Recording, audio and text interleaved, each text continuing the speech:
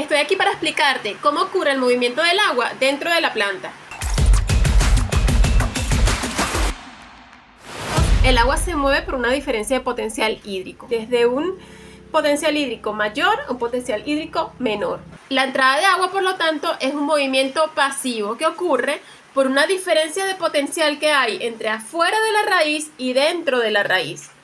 O sea, el agua va siempre de mayor a menor potencial. Esto quiere decir que el agua se va a mover desde donde está más libre o de donde hay menos iones disueltos que adentro de la raíz, donde pueden haber más iones unidos al agua. Por lo tanto, hay agua menos libre dentro de la raíz. Y por esta razón, entonces, el agua puede entrar, se mueve, difunde y entra, ¿ok? Dentro de la raíz o dentro de cualquier célula que puede estar en cualquier parte de la planta. Ahora, el agua también se puede mover por un flujo en masa. Eso lo vamos a ver cuando hablemos de la transpiración.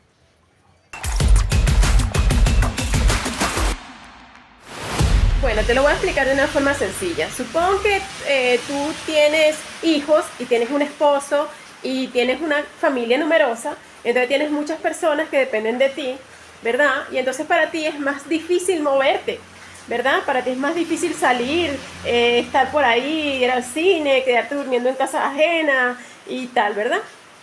Pero, ¿quién sí se puede mover? Pues una persona que no tiene esas responsabilidades que tú tienes, porque tú tienes personas que dependen de ti. Ahora, al agua le pasa lo mismo, algo similar, digamos, el agua está cargada eléctricamente, y al estar cargada eléctricamente, entonces se le pegan iones, se le pegan nutrientes, ¿verdad? Entonces, cuando se le pegan esos nutrientes, ella deja de estar libre, deja de poder moverse fácilmente. Entonces, al estar más libre, porque tiene menos iones disueltos, cuando ella se puede mover. ¿Hacia dónde se mueve? Hacia aquellas zonas donde el agua está menos libre. Entonces el agua se mueve de esa manera. Es un ejemplo que le estoy poniendo, ¿ok? Para que vean cómo es que el agua se mueve de mayor a menor potencial. Pero lo importante y lo que yo quiero que tú sepas es que el agua no se mueve. El agua no se mueve de forma activa. El agua se mueve de forma pasiva, señores. Pasiva.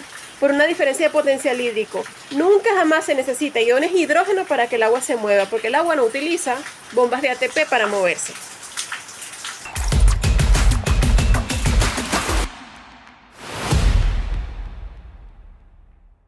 El agua es una molécula polar. Esto quiere decir que puede hacer puentes de hidrógeno entre sí, haciendo cadenetas, una al ladito de la otra. Entonces, en la planta ocurre un proceso que se llama transpiración. La transpiración es el proceso a través del cual la planta abre sus estomas, decirte, estos poros que tiene la planta en las hojas, y también puede tenerlos en el tallo cuando no está lignificado. Por allí se abren esos poros y fluye el agua, se evapora apenas llega a la atmósfera y sale en forma de vapor. Y al mismo tiempo la planta recibe el dióxido de carbono que necesita para la fotosíntesis y libera el oxígeno. Es muy importante que los estomas puedan abrirse para que la planta libere ese oxígeno producto de la fotosíntesis y pueda absorber el CO2 que después va a usar también para producir su propio alimento. Ahora, la transpiración ocurre por un proceso que se llama presión negativa o presión de succión. Ya sabemos que el agua se mueve desde donde hay más a donde hay menos, libre, ¿ok? Entonces, si tú tienes una planta que tiene el sustrato húmedo, allí hay más agua que en la atmósfera, que generalmente está seca, ¿verdad? A menos que haya una alta humedad relativa. Si hay una alta humedad relativa, la transpiración disminuye. Mientras que si el ambiente está más seco, entonces el agua fluye, ¿ok? Entonces, cuando tú tienes un sustrato que está húmedo y un medio ambiente que está seco, el agua, por diferencia de potencial hídrico, se va a mover desde la raíz, va a subir por todo el tallo, se va a mover por las hojas, va a hidratar toda la planta y al mismo tiempo va a salir por los estomas, ¿ok?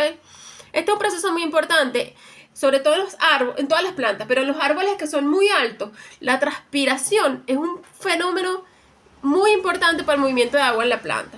O sea, lo que motoriza el movimiento de agua en la planta es la transpiración. Entonces, para las plantas que no son campo, que no estoy hablando de plantas caras en este momento, vamos a continuar haciéndolo, pero quiero que entendamos esto para que podamos diferenciar lo que pasa con una planta can, que es muy diferente de una planta mesófila es diferente. Para la mayoría de las plantas los estomas están abiertos durante el día, ¿ok? Los estomas se comienzan a abrir para la mayoría de las plantas muy temprano en la mañana, comienzan a abrirse los estomas, ¿ok? Entonces comienza el flujo de agua, ¿ok? Dentro de la planta, por el fenómeno de transpiración, porque el medio ambiente está menos cargado de agua que el agua que está en el sustrato. Entonces, por eso es que la mayoría de las plantas tú tienes que regarlas durante el día, en la mañana. Entonces esa planta va a mantener la humedad adecuada, va a hacer su intercambio de gases correctamente, porque para que la planta pueda recibir el CO2 tiene que pagar con agua, digámoslo así, que salga en forma de vapor, porque es imposible que se abran los estomas sin que salga agua. Pero la planta necesita absorber el CO2 que necesita para hacer su fotosíntesis, ¿ok? Entonces es un proceso normal que pasa, que tiene que ocurrir, que salga agua y entre el CO2. Tiene que entrar CO2 para que ella pueda hacer la fotosíntesis y produzca su propio alimento. Entonces el agua se mueve a través de un transporte pasivo a corta distancia, pero también se puede mover también por una diferencia de potencial a larga distancia. Y ese proceso a larga distancia se llama transpiración.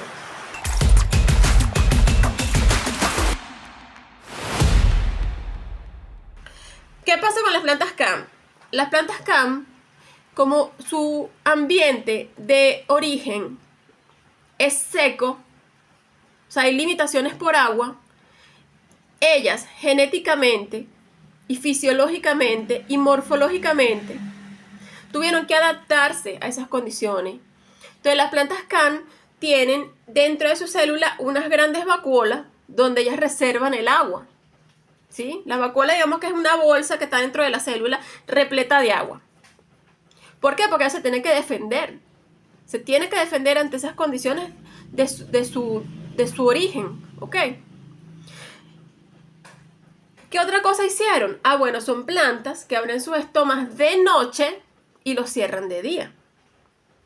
Ok, abren sus estomas de noche y los cierran de día. ¿Por qué los abren de noche? Porque de noche no hay tanta pérdida de agua de sus hojas. ¿Ok? Porque de noche hay bajas temperaturas, la humedad relativa puede ser un poco más alta y entonces no hay excesivo calor. Por lo tanto, la planta va a perder muy poca agua por transpiración. ¿Ok? Es un proceso muy inteligente de evolución que hicieron las plantas para protegerse. Entonces, dime, si los estomas están abiertos de noche y los cierran durante el día, porque son al revés de las demás plantas. Mientras las demás plantas abren sus estomas en la mañana, al amanecer, empiezan a abrirlo, porque cuando ya perciben la luz azul de la mañana comienza a abrirse los estomas, pero las plantas CAM los cierran. Entonces es lógico pensar que durante la noche es cuando ocurre el movimiento de agua por transpiración dentro de estas plantas CAM. ¿Cuándo tienes que regar? Pues es lógico que tengas que regar en la tarde, en la tardecita. Deja la planta que en la noche ella va absorbiendo su agua y en la mañana no riegues. ¿Qué otro factor puede estar ayudando a que la planta absorba agua? Algo que se llama presión positiva. Es distinto de la transpiración.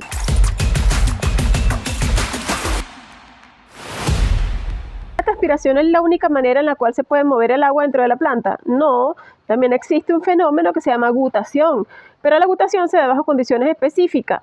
El sustrato tiene que estar húmedo, los estomas tienen que estar cerrados, baja humedad relativa y baja temperatura. ¿Ok? Ese es el momento preciso en el que se da la gutación. ¿Qué es la gutación? Bueno, si la transpiración es una succión, presión negativa, la gutación es una presión positiva.